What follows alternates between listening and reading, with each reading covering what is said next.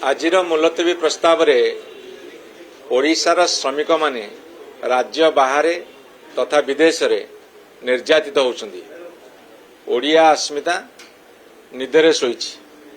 ए परिप्रेक्षी आलोचना रखी आम कहवाक चाहूँ जे वर्तमान जेतेबेले अमेरिका इस्राएल ईरान साथी रे युद्ध चली सेतेबेले सारा पृथ्वी रे बहुत घनघटा सृष्टि होइछि।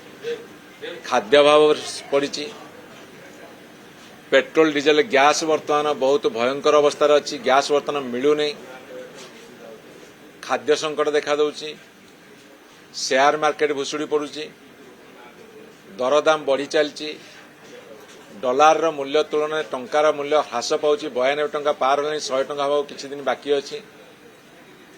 तेणु एभली परिस्थिति रे जो श्रमिक माने आमर जाइछंती, जो माने सऊदी अरब, यूनाइटेड अरब एमिरेट्स, कतार, ओमान, बाहरीन ये सब जगार अच्छी, तांकू केमती फेरे अणा जीवो, तांकर परिवार माने केमती आश्वस्त हेबे से कथारे राज्य सरकार चिंता करूना कि भारत सरकार मध्य एते व्यस्त नुहंती।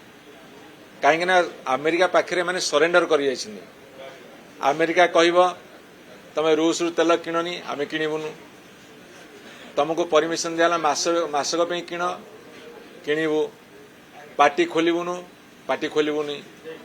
तेणु एभली परिस्थिति रे सबुठु बेसी हैरान होउछंती आमर ओडिशा रु जाइथिबा समस्त श्रमिक भाई माने।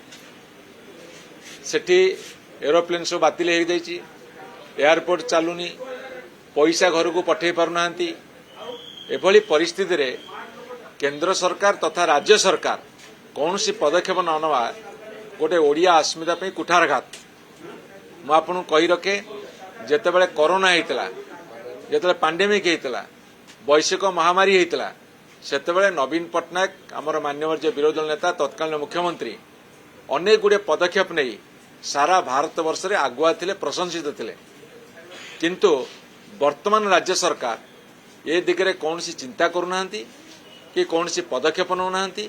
सेइथिपई वर्तमान सरकार को आम निंदा करुचु, भर्सना करुचु एवं तांकर जो सरेंडर गुण ताको प्रत्याहार करी से ओडिशार एवं भारतवर्ष लोकंकर हित पई काम करंतु।